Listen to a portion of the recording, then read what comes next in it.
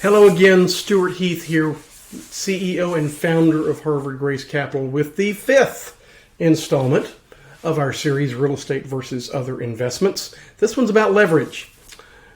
What does leverage mean? Well, leverage is a term that real estate professionals like me have come up with to confuse other people about what that really means. No, just kidding.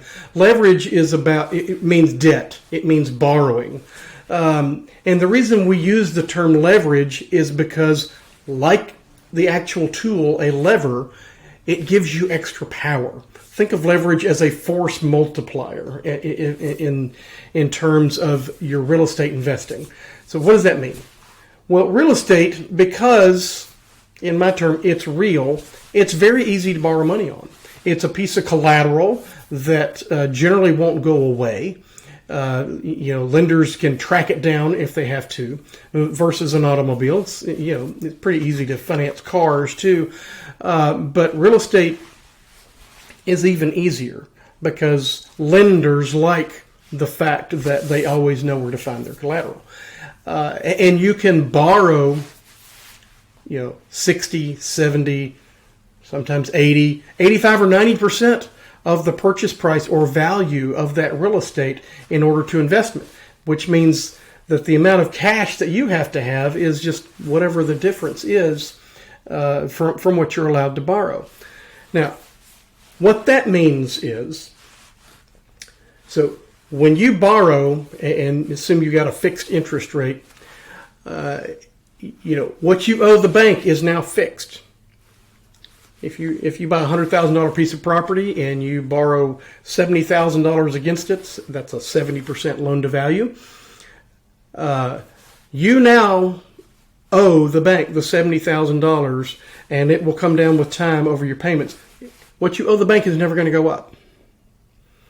But that piece of real estate, refer to our last week's installment about growth, will grow over time. Let's just say it grows 5% a year. So the next year it's worth $105,000, and so forth and so on. When you sell that investment out in the future, you get all of that gain. You get 100% of the gain, but you still only owe the bank the $70,000 or whatever you've paid that loan down to. So the bank is not your partner. So that's the leverage. That's where that term comes from. And you can do that with real estate. You can do that some with stocks. We've all heard of margin loans, but again, you go back to volatility, and margin loans are extremely hazardous. I mean, the best margin loan I've ever heard of in my life is a 50% value margin loan. And stocks can swing 30, 40%, not often, but they can. And what happens when the stock volatility changes? The brokerage house says, all right, we need you to put cash in and true up your loan. You have that immediate call. Not necessarily so with real estate. Again, because of volatility, the values don't change that fast. You just get the growth. So leverage is a huge tool in maximizing the amount of money you can make in real estate investing. So that's our fifth installment. We got one more. Come back and see it next week.